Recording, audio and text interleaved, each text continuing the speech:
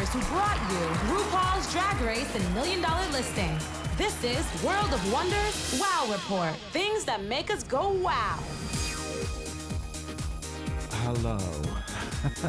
I'm Fentabelli, founder of World of Wonder, co-founder, I should say. Yes. And I'm here with Tom Campbell, our creative inspiration, I think I'll say today. That's so beautiful. Thank you. And James St. James, editor of the Wow Report. Oh my God.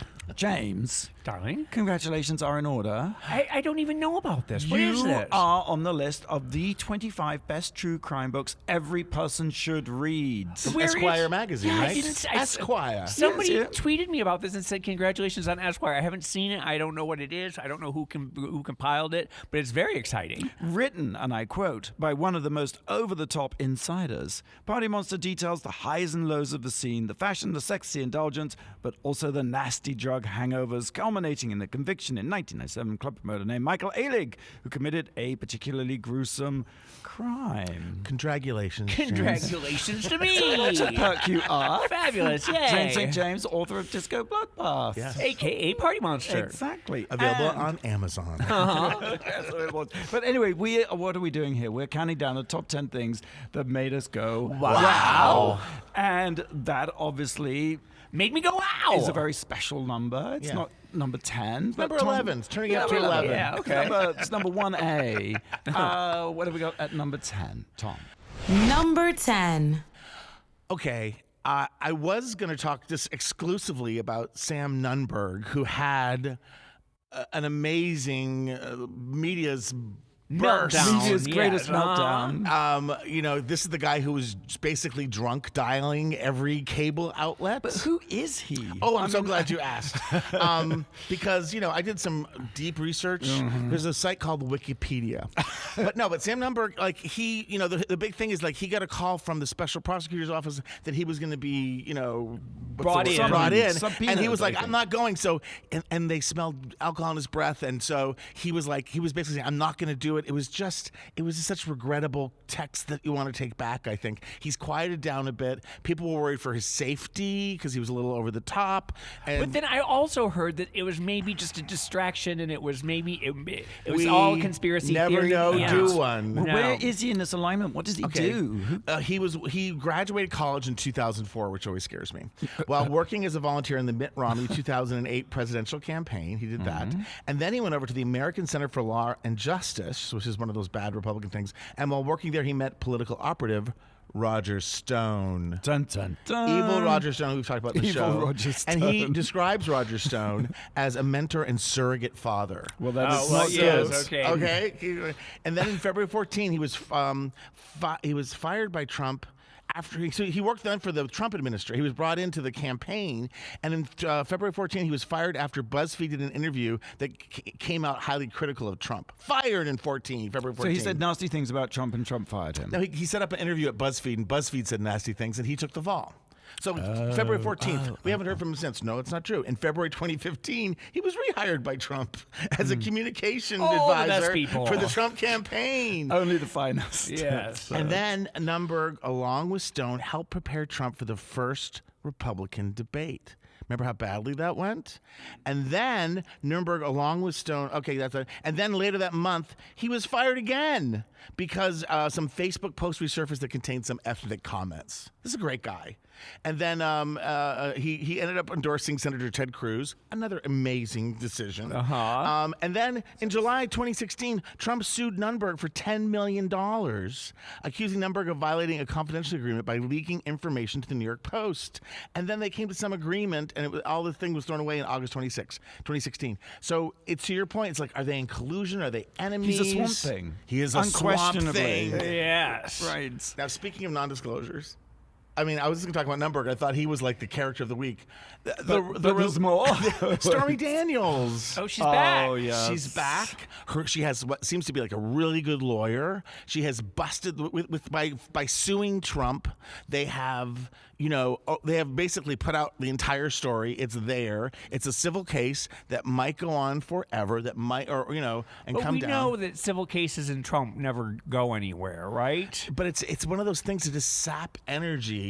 Trump snatcher trumped. from the Tramp administration. smacker. I ruined my own joke. Oh. But I mean, and I have, by the way, I have no problem with someone sleeping with a porn star. I have no problem people sleeping outside of their marriage. If that's okay what for their about marriage. the Russian woman who's in prison? She's fascinating. She's fascinating She too. was arrested in Thailand, and Yes. she's being extradited, and she's trying to be a refugee, and no one will take her. And she claims to have information, highly sensitive information about Trump. I was reading the article last night, trying to figure out what was going on, because I'm like, it has something there's to so do many with the- prostitutes, I it's know. hard to keep track. Yeah, with true. the dossier, and maybe she Yikes. knows about the P-Day. Yeah, I know.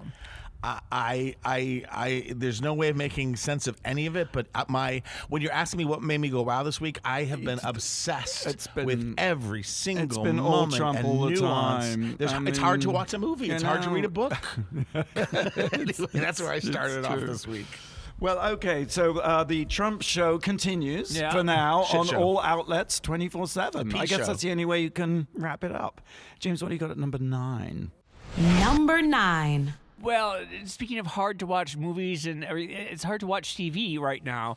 I tried to watch The Good Girls. I don't know if did you get a chance to watch it? I saw the first episode. I saw the first episode, and I was sort of half watching and half not watching. It seems like there's the spate of good shows. There's The Good Wife, The Good Husband, or The Good Yes. Lawyer, The Good Place. I think Yes. there was like a focus group that said, like, if you put good in the title, people will watch sells. it. Yes. This stars Retta, who we love. Yes, we do. From Community. What was it? Parks and Rec. Parks and Rec, yeah. And it also stars Christina Hendricks from Mad Men, who is just as gorgeous as can be. Yes. And somebody named Mae Whitman. She's new to me, but Yeah, she's new to me too. This is about suburban mothers who are sort of pushed to the edge, and they have to go on a crime spree, and they go they rob a grocery store where they work at, and then it turns out that the grocery store, they thought it was just a mom and pop thing, and it was owned by the mob, and so they sort of got in too deep. Yes. It has a fun with Dick and Jane vibe to Yes, it. it has a good vibe because all like one has a kid with healthcare problems. They have very relatable problems They that are aren't facing they women aren't right bad now. people. They're right. good. They're good people. They were pushed who to are- their edge. who have to do bad things. Yes. And I think it's sort of it speaks to where we are right now, where good people are being forced to examine the. Well, without health insurance, you have to rob a bank to pay for your kids' Exactly, healthcare. it is a real Making sort that of statement. Trumpian. It's. Did you get a chance to see it? I did not. Oh, well, it's So worth are checking you saying out. that I'm confused by your lead-in. 'Cause You're you were gonna- Was you- it hard to watch? Did Right. you No, enjoy No. it? No, I was just I was busy and I had about 10 other things going on, and so I was like just giving it half attention. But I am going to watch more of it. I'm going to give it a chance. It's gotten some terrible reviews, but It's got some good reviews It's too. gotten some good reviews, and like I said, the cast is really good. And I don't know that they can stretch it into 6 seasons. It's a sort of a thin premise. I don't know where you go with it. I mean, some people are comparing it to Breaking Bad. I was going to say, I had the same thing with after the first season of Breaking Bad. I thought, how can we do more seasons And of boy, this? were you right. No. I mean, like, they managed to keep spinning that shit. Right. you know? Right. So there is something about the times we live in, giving it to women. It's not girls' trip, but it has that kind of female centeredness. The pilot connected. I think it's the highest rated scripted show of last week. So it definitely, and with so many things on TV, it's hard. The fact that we're talking about it, that it broke through. Yeah. Probably because it has the word good in it. That's what I'm saying. That's what I'm saying. But I'm kind of on board. It's not the curse, but it's like, can a network hour that's embracing themes that are very Trumpian, that are very very of the moment, can they express them in a way it's a murky that Netflix morality. can? Yeah. And a murky morality. Yeah. Right. They have to worry about advertisers and things. I hope they can take it to the edge. And I think I hear what you're saying, but I think I'm optimistic that if the fact that once the veneer of civilization is ripped off, as we see with the presidency, anything could happen story-wise. So it'll be interesting. And I do like the characters after the first episode. I'm invested in their journey. Well, that's Good Girls, Mondays, 10 p.m. on NBC, on the NBC app or on NBC's website, blah, All blah, those blah. NBC things. Number 8. Number 8. I was invited to an art opening. Who invited you? Eric Shiner, Senior Vice President, Contemporary Art at Sotheby's. And he's also actually the former director of the Andy Warhol Museum. Are you hearing that beep? In Pittsburgh. He's the former director of the Andy Warhol Museum in Pittsburgh, yes. And he invited me to this exhibition in Palm Springs at the Palm Springs, what's it called? It's called the Palm Springs Museum. Sure. Museum of Art, Palm Springs, something like that. Darling. Palm Springs Art Museum. Yes. There you are. That's the ticket. And I was very excited because reception at 5, talk at 6, VIP dinner at 7:30. So I got in my car at 3 o'clock Friday afternoon to head out to Palm Springs on what is normally an hour-and-a-half journey. And 4.5 hours later, I was still in my freaking car. I missed the whole thing. What was the whole thing. hold up? Why was there so much traffic? It was raining. And so it was Raining bumper in Southern to California. bumper Yeah. from Yeah, LA yeah. to Palm Springs. But anyway, the next day I went to see the show, and the show is great. I mean, it's over 200 prints. They're from the collection of Jordan Schnitzer. Jordan. Jordan. How's the Schnitzerator? Some Kind of an Schnitzer. interesting guy. At 14, he bought his first work of art from his mother's gallery, and he's an enthusiast and a collector, and made millions in real estate. As you And do. is on a mission to collect a print of every contemporary artist. Well, and that's so a far he has goal. 12,000. But anyway, Jeez. needless to say, he has hundreds of Warhols, and this exhibition it's amazing. I mean, they're not the originals, they're the prints, Oh. but the prints do sell. In fact, this week at Sotheby's, this is quite rare, a set of Marilyns, which is 10 Marilyns in a row, went on auction for $2 million. Oh. So, they And have that- value, That's just the copy? That's, yeah. It's a limited edition print. So there's like 250 of them, I think. I shouldn't say this, And- but I like at an art auction in the 90s, Yeah. I bought a Campbell Soup beef and barley You're kidding. can that I paid like $5,000 for, but it's probably worth $6,000 now, right?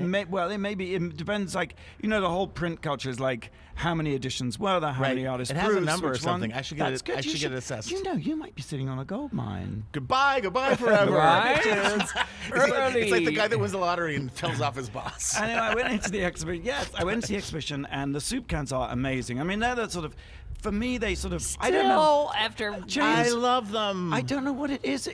It's like my calm. It makes me feel calm. I could look at I'm them. the same way. I don't know what Huh. it is. And it's the bright silver, the way they're they're They're beautifully absolutely gorgeous. I put some pictures on Instagram. We'll post them on the Wow Report. Good. Because the detail, they're so crisp, so clean, so flat. I don't know what it is, James. You're right. A can is an antiquated thing at this point, as is a Brillo soap pad box. But for some reason, they convey some sort of peace and calm. I cannot explain it.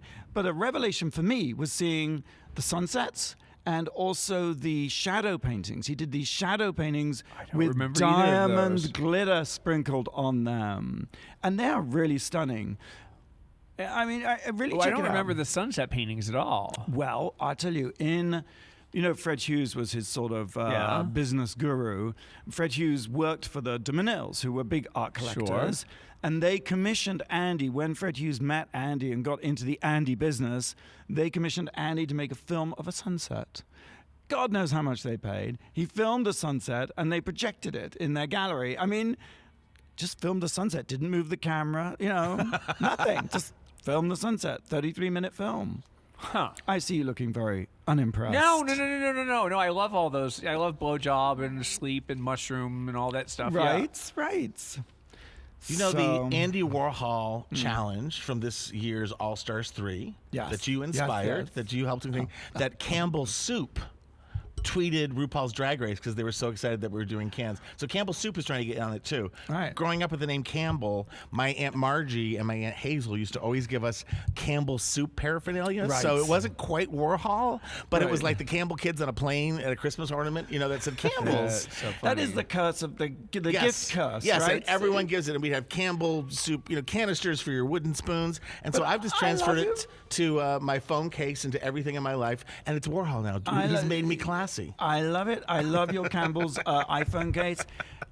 what is it, James? Try and identify this thing that, I mean, I think the can is iconic, archetypal. What is it? No, when I was 17 and first discovering Warhol and everything, it was fabulous, and I really enjoyed But it. you outgrew that childish phase. Well, no, I became so immersed in Warhol culture for so You long. lived it, darling. Yeah, that I after in my 30s, like it was just sort of like I had moved on to other things, and so like I associate it with that sort of first burst of because you collect Thomas Kincaid, right? The Master of Light. Now that's who he is. I actually love Thomas Kincaid, Master of Light. know I you think do. there's going to be a reappraisal of his Does he still have shit. that shop on Palm Springs? On No, the he's basically passed away. bankrupt. He's passed away. He was a horrible man, right? I think so. I don't know. We'll do him later. Yes. But the Andy Warhol Prints and the Collections of Jordan Schnitzer and his family's foundation runs through May 28th at the Palm Springs Art Museum. So we have to take a quick break. Oh, I know. So here's the question. Yep. Question of the day. James St. James's book, Disco Bloodbath, a.k.a. Party Monster, is number 25 on the 25 must-read true crime novels. They were going backwards to forward, obviously. Correct. Sure, but here's the thing. You're right under the headline, so it's that question of which is better. Right. To be right. you're- Being number 10 on the WoW report sometimes is the number one. prime real estate. And Yeah. number one is number 10. It's like that thing in the Party Monster the movie where you always stand on the. Yes. Yes. Okay. Uh-huh. Yes. So the question Stand is on the left because you're on the right because it gets flipped. Right. Something like that. in the when it's paper. red. No, because your eye goes from left to right. All right, so you want to be on the left. You want to be on the right, which is the camera's left. Just in terms of where we are today, who's in prime You position? are. Oh! No, actually, wait. I don't even You know. are. I don't know. You are baby. because you're on the left, right facing yeah, this so way. So the camera, so the Yeah. eye reads. Yes. So when you're sitting there, See? the eye goes from there. That's what I wanted. Okay. So, what is number one? That's my question. What is number one on Esquire's best true crime book? What is number one I have of an idea. all time? I bet you have an idea. And I think it may be too easy, so I'm also going to ask you what's number two. Oh. Because come on. Just when I think I'm going to get somewhere. You're listening to our report on Radio Andy, SiriusXM. You're listening to World of Wonders Wow Report. Welcome back to the Wow Report, our countdown of the top 10 things that made us go, wow, this week. And I'm here with Tom Campbell, James St. James. Woo! Blake. And Blake. Hi, guys. Hi. So before the break, the question was, because James's book, Party Monster / Disco Bloodbath, is number 25 on the best true crime list of all time. So what's number one? Well, I think it's got to be Helter Skelter. Oh, that's interesting. Or then I would say also number two might be what is that Ted Bundy one that Anne Rule wrote where it was this stranger beside me, maybe, where she was best friends with Ted Bundy when they were growing up? I don't know. I don't know. Anyway, I'm going to say Helter Skelter is number one. I'm going to throw in Cold Blood. by Oh, Truman there you Capote. go. Okay, yeah, probably. You are right. It is In Cold Blood. I mean, Number one? It is basically yes. It is the one, I mean, I Right. suppose it was the first one. But, James, you are right about number two. It's The Stranger Beside Me. Oh, yeah, You did did it. Which was Anne Rule's debut. In fact, because when I was nominated for an Edgar, I lost to Anne Rule, and so I have a thing where I hate Anne Rule. Like an Edgar Allan Poe? Is that what Edgar is? An Edgar is true crime. Oh, wow. Yeah. Well, congratulations. Thank you, darling. Okay, moving right along. Okay, thank you. Number 7. James wants to get out of here, can you tell? Number 7, Tom. Number 7. The Oscars were a little low rated, so what? The president last week attacked Alec Baldwin. All right. And I was very happy because I love Alec Baldwin, and I was happy to see that after the Oscars, which was like 12:30 in the morning on the East Coast, but was like 9:30 p.m. here, there was a new show, a preview of the new Alec Baldwin talk show, and it is inspired by the old school talk shows of our youth. Like Dick Cavett. Or Tom Snyder. Or Remember Charlie that? Rose. Yeah, but we can't talk about Charlie Rose anymore. But I'm teasing. But it's very low key. I guess he has a podcast that's very low key, and it's getting very mixed results. I watched the whole thing. I was fascinated. Who was his guest? His guest was Jerry Seinfeld and Kate McKinnon. And I don't care about Jerry Seinfeld, but there was something about the two of them together just knocking heads and being very honest with each. It wasn't the usual blather of I've got a movie to sell, I've got a TV something like that. It was like just two stars talking about stardom. Yes. What were some of the reveals? Well, they were starting to talk about Me Too, which is very dangerous for two men to do. Especially because Alec Baldwin has had some run-ins, and sometimes he's been Didn't he call his daughter a fat, called her ugly a little bastard or piggy, something? yeah. His little piggy. It's not funny. But That's why I'm they laughing. talked about two people that they know very well. Kevin Spacey and Louis C.K. And they did. It wasn't like I said. It was like the cameras were off. Yeah, right. it was like the banter between. It wasn't. They weren't talking about it in abstract terms. It was very like meat and potatoes. Like he's I've known Kevin Spacey, and he's always been full of himself, and he's always they were like going in on these. And people. they talked about his great curse now is like there was no greater fan of Kevin Spacey than Kevin Spacey. Yes, and he loved the attention. He loved being seen, and he said, and now he's going to be seen, recognized, and it's going to be his curse. Like it was some Greek tragedy. Like people because they'll see him, they'll recognize him, but he'll know what they're thinking. But also, just be devil's advocate. Like, what actor doesn't love to see themselves? So isn't it a little bit like kicking someone when they're down? They weren't saying they weren't. By the way, Alec Baldwin was so full of himself the entire hour he can't help but be. And at one point when he interviews Kate, he doesn't even introduce Kate McKinnon. She just comes back love that. half hour. She's up because we know who she is, and she's been billboarded at the top of the show. And he was like, "So who's your favorite actor that you've ever worked with?" And of course, she has to say him. But he's full of himself. But it's nothing smoothed is there a out. wink? Nothing in a good With a way. wink? With he knows what he's doing. He's not out of control. He's not a Sam Nunberg. No. I wouldn't underestimate the Nunberg. But the fact is that they talk about it, and they aren't whitewashing anything. Exactly. They are completely like it's not like he's saying, yeah, I'm full of myself, and these are my friends, and they're full of themselves, and it was just fascinating to pull back the veil a little bit. He gets Kate McKinnon to talk about her obsession growing up with the Long Island Lolita. Oh, with right. yes. Buttafuoco and Mary Jo. And when she was a little kid, she used to play Joey Buttafuoco, and her friends replayed it constantly. That's such a fabulous story. But the reason I think it could be a success that's getting mixed reviews is, you know how CBS Sunday Morning is at a pace that's so slow it would never work any morning but Sunday morning, but it's perfect. I think if they put it on Sunday night, that's the perfect way to unwind. It's great to hear. He has great insight, and anything that makes Alec Baldwin more famous makes me happy. Oh, that's good. Yeah. You can watch the first episode of Sundays with Alec Baldwin online or on the ABC app, and 8 more episodes coming soon on ABC, but I guess not right away. Huh? Yes, I think he said at the beginning, he set it up by saying with a little insert that this was never supposed to air. It's like the presentation. They're like, I love that. Air it. Yeah, and it was rough and raw. I hope it stays the whole that thing way. should be like that. Yes, like this show. Never supposed to. What have we got at number 6, James? Number 6. Netflix, there's a show called Baby Ballroom, and it's I'm feeling anxious. It's nothing that I would ever really watch. I don't even know how I fell into it. I just fell into a Baby Ballroom hole, where it's like all the drama of toddlers and tiaras mixed with the glamour of Dancing with the Stars or Strictly Ballroom. It's kids aged 7 to 14, and they are. It's not in the deep South like toddlers and tiaras.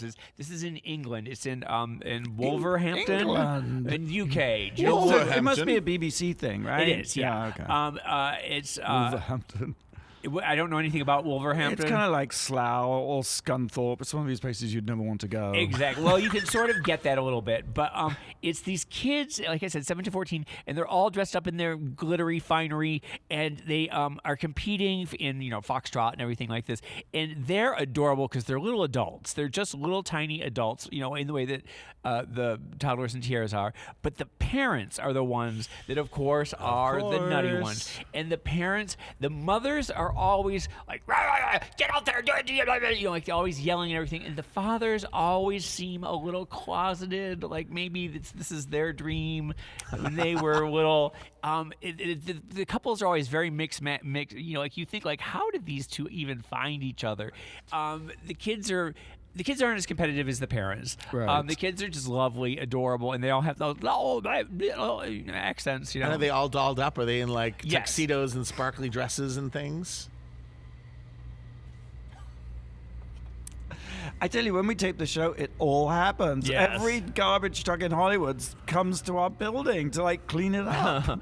Yeah, it is. The kids, like I said, the kids all look like little, 40-year-olds. Right. And they're all in their finery and their frippery and their. Is it a one-off? It's a series. It's a series, and they keep going further and further into the competition and into the. There's this one boy who's it's sort of interesting. There's like girl on girls. There's like the girls like team up with other girls if there aren't enough boys around, and that sort of seems interesting. There's a boy who came from Romania who's living with his partner. He's like 7, and they put them together and they live together in the same house. In order to compete. In order to yes. Wow, like it's the Olympics or Yeah. something. I Okay. think there's anything weird about it. Yes, Yes. there's a lot. There's a lot going on, and it's all very like very odd. How addicted are you to this? Well, I'm going to keep watching. I don't know if I'll do season 3, 4, 5, and 6. There's that many seasons. Well, no, it's just the one season now, but I don't know if I'll more. keep on. And is there someone you're rooting for? Do you get invested? Do you think or? Yeah. Oh, yeah. There's a definite like couple that are the ones to watch. So, All but right. okay. So that's Baby Ballroom streaming on Netflix. Yes. Number 5. I too was watching Netflix because Oh, good, yeah. yes. And like you, I was supposed to be watching something else, and I sort of started to watch the world's greatest homes, and after which is also a BBC production of Fabulous Homes. But the hosts, and maybe I'll talk about this later. I have seen the a couple of hosts were these. so annoying, I just couldn't get through the first episode. So I went back to what I was supposed to be watching, which was Mute. Oh, wait a minute, Mute but hold on. Might I suggest there's a world's greatest hotels that I think you might I'll try enjoy. that. I'll try yeah. that. But oh my god. Okay, so Mute. I'm sorry to Mute. interrupt. No, you. it's fine. Mute. Duncan Jones, who uh, directed Moon, and Duncan also Jones, isn't that Source Code and Warcraft? Yes, son of David Bowie. Yes. He used to be Zoe Bowie. Yes, and you've just taken away my question for the end Oh, of pod. I'm What so- was the name of Duncan Jones that he ditched when he was 12 years old? I think it's Zoe Boy. Zoe. Yeah. So this is a really interesting film. Universally panned, I would say, by the critics. And he's been trying to make it for like 16 years. And it's called Mute because it stars Alexander Skarsgård, who... The Guardian wrote the meanest review. He says, as a child, he was rendered unable to speak by one of those throat-slashing Amish motorboating accidents that are always in the news. So when he was a little kid, he got his throat slashed in a motorboat accident and can't speak. So that's Alexander Skarsgård, who is living in Berlin. He plays this guy, Leo Bella, in Berlin's premier robot strip club in 2058. So it's sort of near future. And it's set in Berlin, which is sort of interesting because Zowie, as a kid, spent a lot of time in Berlin with his dad. You know, Bowie was doing Heroes and Low and things of that nature. So Berlin left some sort of imprinted something on him. And it is this sort of zone. It's a little bit like Weimar. It's a little bit throwback to Cabaret. Yes. Fast forward to, what is that movie? The one where the sort of everybody's got blue skin and wandering around. Avatar? No, not Blade Runner, not Avatar. It's like, I mean, you're in one of these AI. films.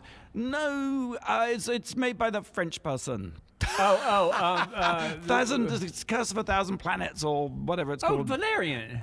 Wait, you saw Valerian? Bits. Oh my God. I loved it. Anywho, so here we are in your typical Blade Runner Berlin type environment, and the story basically is, I mean, I couldn't follow the story, but what I could follow is bartender Mute in love with girl with blue hair who disappears. He goes to find her and enters into a world that is so seamy, so horrible, so ultra-violent, it's actually hard to watch. And I thought about going back to the world's most beautiful homes for a little sort of, what do you call it, palate cleanser. Yes, absolutely. But I stuck with it, and that's where the critics came in and savaged it. They talk about expanses of deadening stasis, which is kind of quite Yes, good. I love that. Right?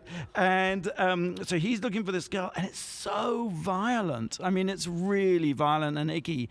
And in the middle of all this is the extraordinary thing, is this bromance between Paul Rudd and Justin Theroux, who play straight people, but they wear international male catalog clothes, I should say, and they have hair, like he has a wig from the 70s, he's got a Fu Manchu from the 70s. It's like, what the fuck is going on? And they're having this bromance. But the surgeon, they're both surgeons, they're black market surgeons who basically cut people up for the mafia, you know. Okay. So instead of sewing them together, they cut them up. Okay. And they're having this bromance, except one of them is a pedophile and wants to fuck his daughter. And the whole thing is so unbelievably icky. I have to say, spoiler alert, it does have a happy ending, but it's an Wait, it's a one-off or it's a movie. It's a movie. okay. Yeah, it's a Made Netflix for movie. Netflix. It's a little bit like that paradox in Cloverfield Paradox. Although actually, I'd say significantly better and more thought-provoking than Cloverfield Paradox. So Both movies that have not been particularly well reviewed, that are out there, that you support because You They're also just supported interesting because they sort of buck the. Here's the thing. I mean, I got to wrap it up. But here's the thing. I think all Oscar movies, all quality movies, have become sort of the same. Right. The Shape of Water, The Color of Water, The Taste of Water. Who gives a fuck? You know, it's like these movies that are broken and that don't work are interesting because they're different. Well, now, because you also liked the Will Smith thing that everybody I hated. quite like that too. Yeah. Yes. What was that called? What was that? That was a that Will Smith thing with fairies in it. Yes, Also, I mean, the one thing I personally do not love is the violence. I just don't like violence, and I don't either. As I get older, I don't see why we have to have such evil, dark people in things. Why can't make movies a bit more fun? Yes. Well, Mary Poppins is coming back, so maybe. Maybe I that'll do did it. love that trailer. Yeah. Okay, we got to take a quick break. Have to find a new question now, James. Sorry, I'm sorry. I mean, you can cut that out and I'll pretend like I don't know what no, the it's answer too is. late. It's too late now. Alec Baldwin told younger brother Stephen, is it Stephen or Stefan? Stephen Baldwin, that doing which movie could be the single most career-ending decision he could possibly make. You're listening to The Wow Report on Radio Andy, SiriusXM. You're listening to World of Wonders Wow Report. Welcome back to The Wow Report. We're counting down the top 10 things that made us go, Wow! This week I'm here with Tom and James and Blake. And Blake gave us this really puzzling question. Alec Baldwin told his brother Stephen that doing this movie would be, what was it? It was good. It was good. Single most career-ending decision he could possibly make. I still want to cheat with my computer. Stephen Baldwin. He's kind of hot, isn't he? No, he I looks think- like a wolf. It's Billy Baldwin, right? Isn't there a brother Billy? They're all very lupine. And vulpine. Billy was in Sliver, which is what I was going to say, but Billy was in Sliver. So it's going to be what movie? It's going to be what's been a terrible movie? It's I think he was in the Rapture movie. There was There you a go. Rapture movie. There you go. Like Taken or something. No. All right. you We need the got your answer. guess. You What stumped do you us. think? What's I don't know. yours? What's your guess? I got nothing. It's Biodome. Well, you act as if we've all the biggest Biodome fans on the planet. You don't know over here. Biodome with I've never seen Biodome. Pauly Why would I Shore go see and Biodome? Kylie Minogue? Oh. Well, I Is think it on Netflix? It sounds good. I'm not a Kylie. I'm not a think Pauly Shore or Well, the younger viewers will know. okay. And I think Alec was right. This brings us to number 4. Number 4. Well, someone passed away this week. Is it me? While No, no, you're that's gonna be still next him. week.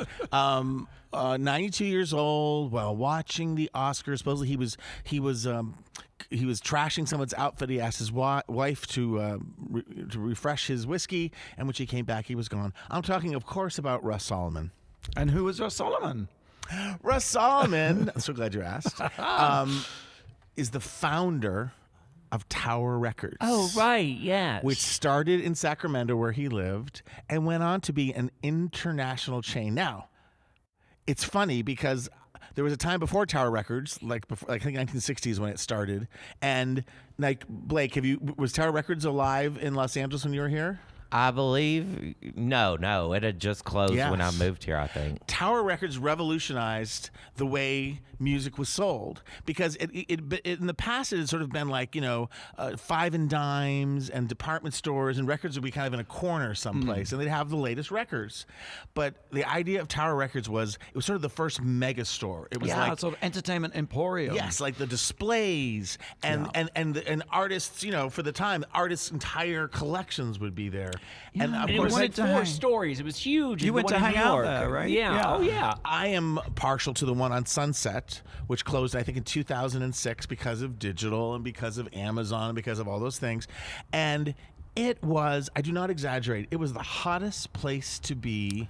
Was it cruisy? Is On that like what you're Friday saying? and Saturday. It wasn't so much cruisy, but you would see celebrities. Like you'd see Bruce Springsteen, you'd see Elton John. Elton John was kind of a regular there. And Well, wait, I'm sorry, but the one in New York, Cher lived above it. There you Cher go. had a 5-story like penthouse above Tower, and you would see her there all the time. we have that big painting of Rue in the Well, that's- hallway. Yes, I mean, because Tower was one of their signatures was to blow up album covers Yes. and do giant Yes. reproductions of them, Which is- gorgeously, beautifully painted, and we indeed have one in Yeah. our hallway of Rue. If you from remember in Supermodel. Xanadu, that's what the guy did. That was his job to paint Michael those- Beck's job, his frustrated artist was forced to just recreate album Yes, covers and he wasn't allowed to express himself. until he made the best roller disco 40s disco palace ever. I just, it just goes back to, and I also remember in LA in my 20s and 30s, it would be, well, what are you gonna do tonight? Well, we'll go to dinner at Joe Allen's or someplace, and then we'll go by Tower Records. It was literally Like a go-to, entertainment. yes, uh-huh. And you would sort of cruise people because it'd be cute and you see what they're looking at, and you just remember going through every album and knowing like your favorite artists, like even if I couldn't afford them all, I but you wonder knew what all could of them. serve that function today, because it is missing something to do after dinner that doesn't require eating more or drinking more, but where you can just sort of hang out. What is that? I mean, Vaseline Alley? No, it's different. I mean, I do think that people do community things and they go to movies and they have festivals and they go to cons and there's lots of that sort of, but you were in this shared place in Tower Records. And I remember once like Burt Reynolds and celebrities would have, they didn't care. So they would just get everything. And it was also, it was the way to validate yourself and make yourself current and hip, and the displays made it easy. And then I do remember when albums went to CDs. Yes, I'm that old.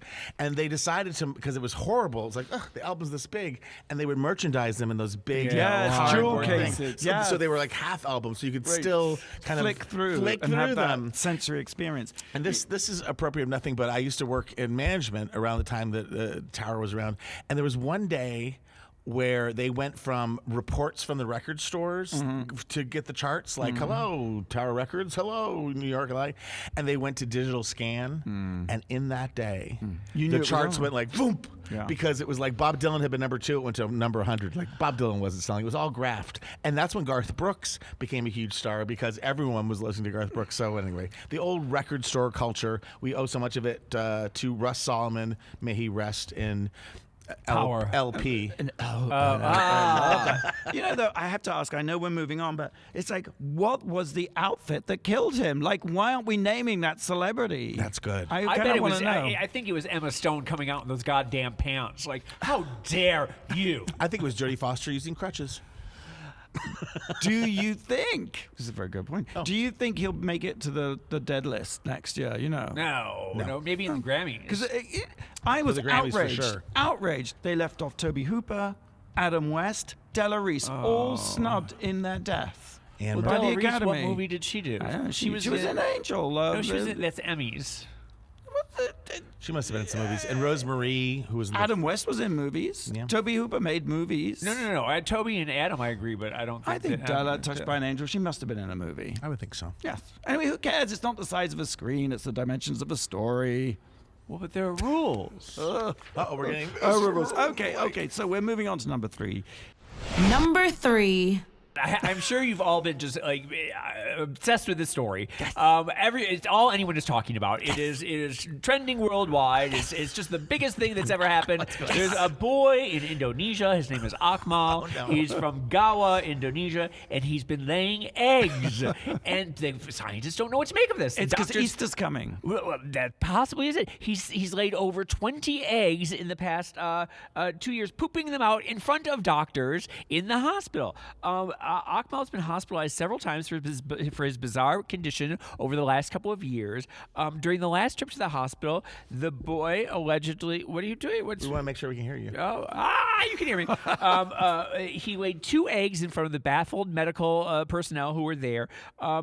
an X-ray revealed that the egg is, in fact, inside him, up deep in his rectum. And there's a YouTube video. I don't know how it's on YouTube. It is absolutely We one must of the most, post it on the Wow Report. it is one of the most graphic things you've ever seen. Of laying the egg? Yeah, you actually see his anus contracts, and you see the egg coming out. Is absolutely. It's. Do you want to see it? Are you going to find it right now? I am. You keep Go to talking. I'm Go feeling to a sense Oddity of Central. existential dread. Oh, excellent point. If you go to, I found it. you did. Indonesian boy claims to have laid 20 eggs. It's the Daily Mail. Come on. No, it isn't. It's not. That's okay. Okay. Keep talking. We'll And what do they do with the eggs once they're laid? Well, that's just it, because they've X-rayed the eggs, they've broken the eggs open, and some of the eggs have yolks. Some of them are just pure white with the yolks on you. Go ahead with your. What are you doing? Where are you going with this? And so I feel I'm walking on eggshells with you today. it's I think you cracked him.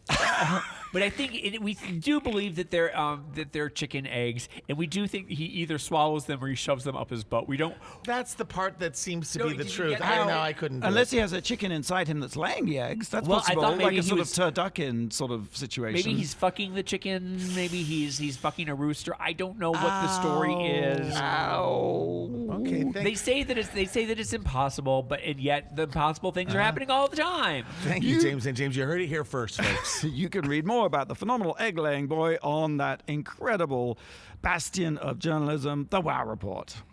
Number 2. Okay, so I'm going to try and elevate the tone now by talking about NPR. Yes, darling. A fabulous podcast. It's number 2. You're getting very podcasty lately. I really am. Well, it's Trump, actually, because there's this podcast on NPR called Embedded, hosted by Kelly McKeevers, and they've just done a whole series, like 7 1-hours on Trump stories. They are jaw-droppingly incredible. I mean, I can't recommend them enough. There's so many episodes, but I would especially recommend the golf club one, the golf course. I mean, he took over this golf course in Rancho Palos Verdes. Rancho Palos Verdes? Yeah. Yeah. And he immediately started by suing the local school district because they own the golf course and he wouldn't pay them rent. Then he stuck up a giant 70-foot flagpole without planning permission, which you need to do. And when they asked him to take it down, he refused and accused them of being unpatriotic. All the usual shit. The worst thing is, people's homes that bordered the golf course had a beautiful view of the ocean. He thought the houses were ugly, so he put up ficus trees right in front of them. And when he fought them, he just said, they looks like shit and they live in pigsties. It's so weird. You can see this president completely exposed, completely on view, years before he even becomes president. That's the thing that's so shocking. And it was a telling moment where at the ribbon cutting, which is supposed to be this great celebration, he brings up the lawyer who sued him and he lost the case and he calls him an obnoxious asshole. And everybody was so shocked, but no one said anything. They kept eating their salad. And I think that's The crux of the problem. It kind of is the crux of the matter. We had exactly the same thing in England. Well, actually, I should say Scotland, where he bought a golf course. Right. He did the exact same thing. Yeah. He cut the water off for the people because he didn't like the look of their houses. And someone said, he says he will give you the earth, but he gives you a handful of dirt. And I think that really sums it up. Another excellent episode in this is The Apprentice. It is an amazing episode. In a way, it's a cliche, right? We're living in a reality. We've all heard these arguments before. But what was really interesting was that one contestant, Troy McClane, they bring him on. He's a country boy. They bring him on, and he talks about his background. His mother was a bouncer at a bar and a truck driver. His kid sister was deaf and developmentally delayed. And he says this. He said, we always felt like the social elite, even though we didn't know who they were, we thought they were holding us down. The social elite knew something that we didn't. They had the fast track to success. And Trump always represented someone who didn't let people talk down to him. He had the arrogance and cockiness, a stick-it-to-the-man attitude, and he's a hustler. And that's the weird, that's the thing here, is that, like... How do you feel when listening to these? Oh, Do they drive you interesting. crazy? No, I'm like laughing. My jaw is on the floor because the levels of corruption, the degrees of degradation, when you put all the information together, it's staggering. There can be no rational explanation for how this person became president because it is a vast 7-hour catalog of greed, depravity, lies. That's gone unchecked. Evilness. That's gone unchecked. People just And kept eating it's their not salad. rational. No. It's emotional, right? It That's is. what politics is, emotional. Yes. You know, when you think of like Caligula and Hitler and Nero and like all the people throughout history, like they're all like it's boggles the mind how that happened. They're willing to grab it. Yeah, and I mean we live in historical Shameless. times. There's no doubt about it. Yes. In 100 years, they will be writing, thousands and thousands of books Yes. about. He's the new Hitler, really. Yeah, I mean, exactly, and that's what I'm saying. Like there's no explanation for how. I do think there is one explanation, and I do think The Apprentice actually has a lot to answer for because it was a huge show. 28 million people watched that It gave final him a episode, platform, yeah. and the producer said it was a convenient vacation of the truth.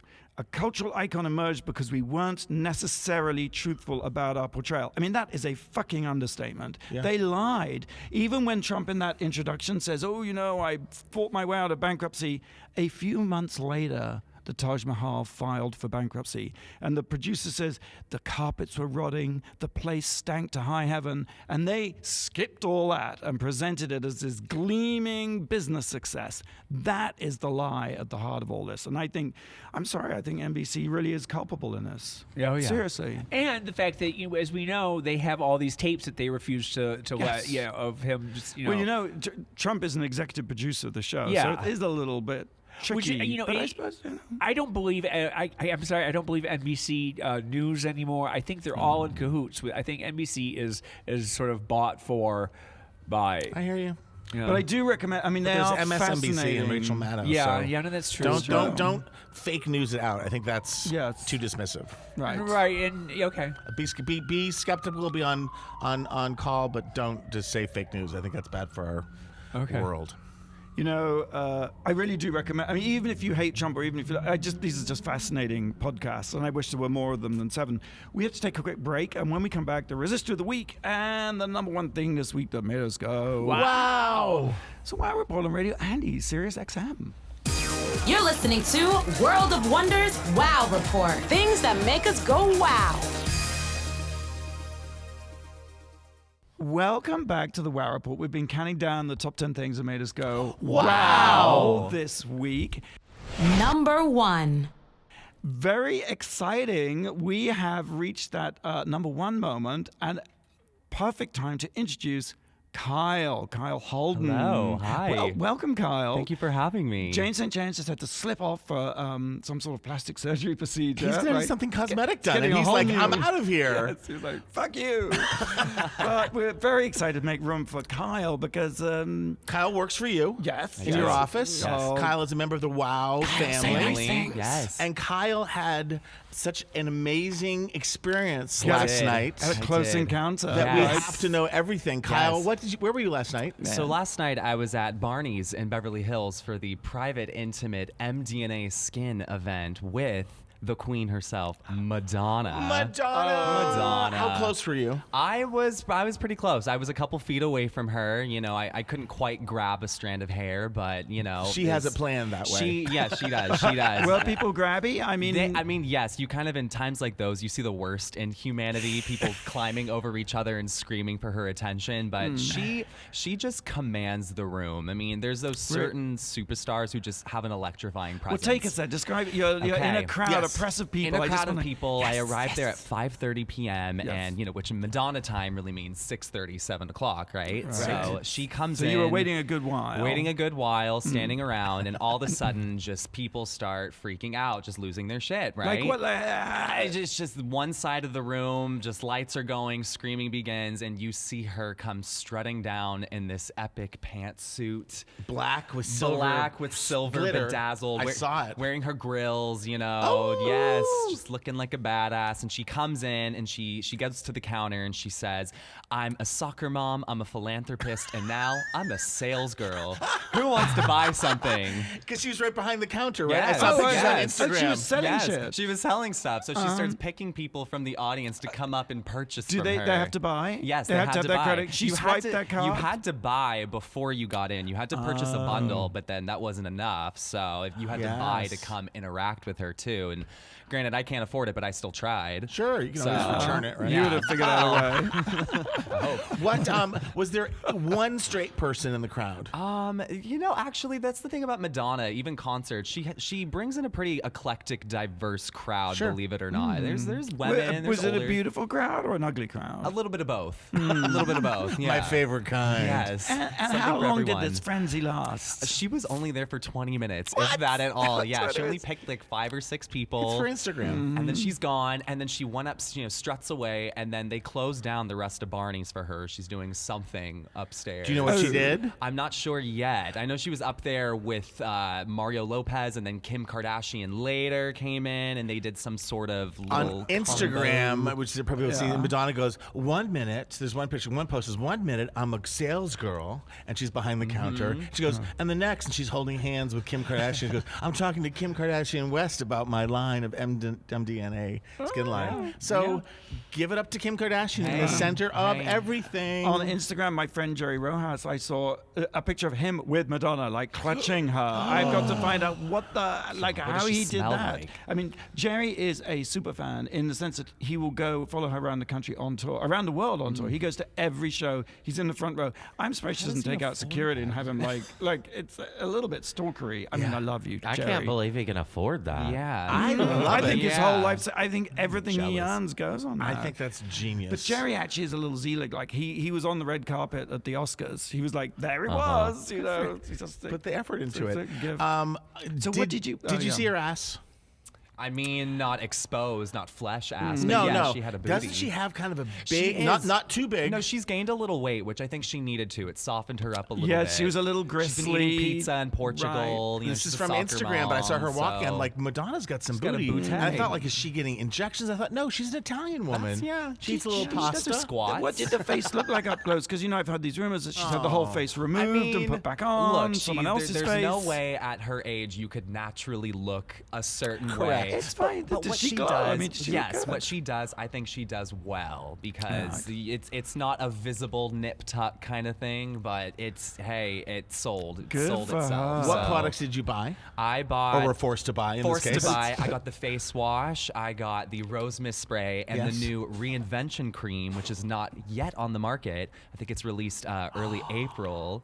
It's a great Very exclusive. moisturizer. Have you Yes. used it all? I have. Because you I are have. glowing in You a are- way. you Thank are- you. That's you the chrome are- clay mask too. So Did you you know, see her? I did. Oh my Yeah, God, it's so yeah. They exciting. demo it all. That's It's the one cool. with the wand. The magic wand. Yeah, because magnetic Billy has the head. whole color. It's like it's just insane.